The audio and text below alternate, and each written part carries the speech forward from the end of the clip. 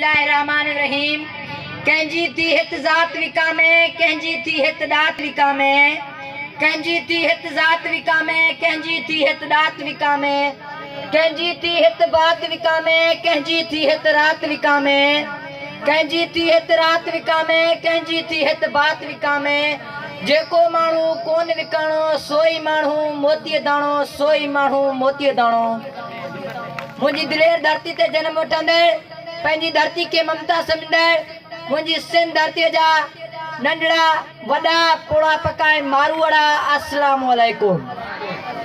जीअं त अॼु मूंखे जंहिं मौज़ू ते ॻाल्हाइण जो मौक़ो ॾिनो वियो आहे उहो आहे धरती दीन धर्म। जनाब आला धरती जे नाव ते हज़ारे कुंदरनि खे टाटर सड़न में रखियो वियो, कंहिंजा लाश माया विया त कंहिंजे माइरनि जूं झोलियूं ख़ाली कयूं हुयूं, त के वरी पंहिंजी धरती सां मोहबत कंदे हमेशह लाइ अमर थी विया, त कनि वरी धरती खे ज़ाती मिल्कियत ऐं धर्म सम्झी ऐं संदसि मिल्कियत जूं तिजोरी भरियूं, त कनि वरी धरती खे पाक पवित्र सम्झी दीन जी पूजो, छो त धरती दीन बि आहे ऐं धर्म बि आहे। जनाब आला यादि रखिजा त असांजूं ज़िंदगियूं रुगो ठठोलियूं आहिनि, विंदड़नि जे पोयां लोड खाइण असांजो पेशो आहे।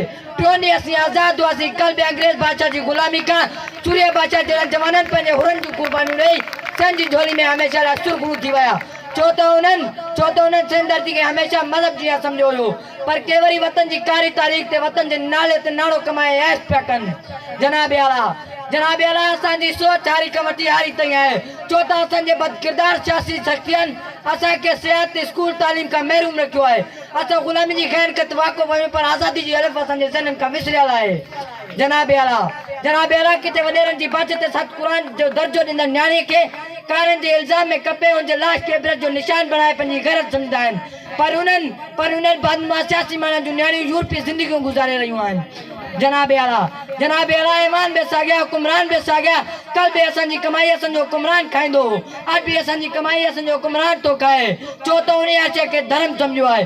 ग़रीब आवाम जे ईंदड़ बजटनि ते लंडन में वेही सियासतदाननि जी गैरत मरी चुकी आहे।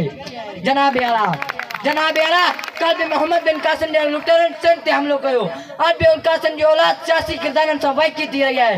कल बि रब ने जो पियो बुक विगे मो, कल बि उन वॾेरनि ऐं नवाबनि संदसि पंहिंजे कबीले लाइ बलिदान कोन ॾिनो। जनाब आला छो त पंहिंजो पाण सां वाइदो कयो त सिंध धरती खे दीन जे असां ॾे रखंदासीं ऐं धर्म ना सम्झनि खे नस्तो नाबूद कंदासीं। आख़िर में आउं ही शइ थी पंहिंजी जाइ वठंदुसि, जे दिलेर मिलनि हा दुकाननि में सिंधड़ी चनाया हाथों जी धारनि खंजनड़ी, जे दिलेर मिलनि हा दुकाननि में सिंधड़ी चनाया हाथों जी धारनि खंजनड़ी, मगर अफ़सोस इहो आहे जीजल अॻवान पिया आहिनि कुतनि जी गंढड़ी, अॻवान पिया आहिनि कुतनि जी गंढड़ी। महिरबानी।